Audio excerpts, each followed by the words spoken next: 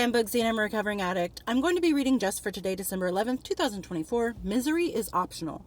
Page 361, basic text, page 29. No one is forcing us to give up our misery. It's funny to remember how reluctant we once were to surrender to recovery. We seemed to think we had wonderful, fulfilling lives as using addicts, and that giving up our drugs would be worse than serving a life sentence at hard labor. In reality, the opposite was true. Our lives were miserable, but we were afraid to trade that familiar misery for the uncertainties of recovery. It is possible to be miserable in recovery too, though it's not necessary. No one will force us to work the steps, go to meetings, or work with a sponsor. There is no NA militia that will force us to do the things that will free us from the pain. But we do have a choice. We've already chosen to give up the misery of active addiction for the sanity of recovery.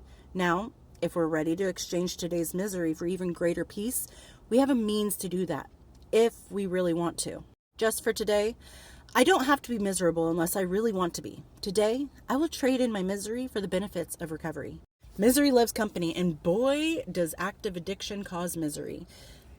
So one can think that drugs really liked my company, really wanted my company, and I wholeheartedly gave it to the addiction. I gave it to the drugs because I wanted company too.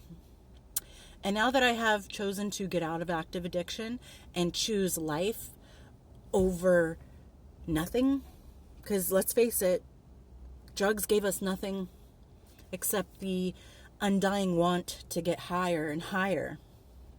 But now that I've chosen that I want to live my life, I have found that recovery offers so much joy and fulfillment and happiness that I otherwise wouldn't have noticed if I was stuck behind the pipe.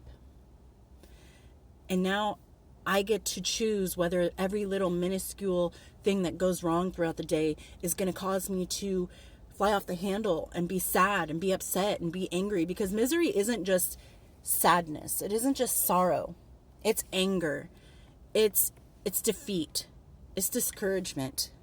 It's so many things all wrapped into one little word. And if something doesn't happen the way I want it to happen, the great thing about recovery is I can adapt and overcome as the days throw things at me that I wasn't expecting.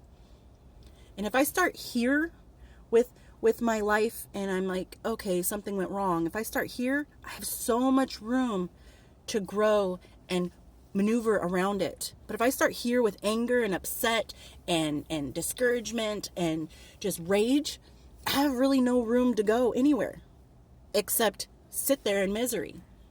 And I'm sorry. I did my time with misery.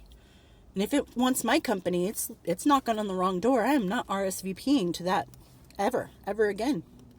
I'd rather be happy and adjust life as it comes than sit there and just bask in my own sorrow and my own pity. And that's just not going to be who I want to be.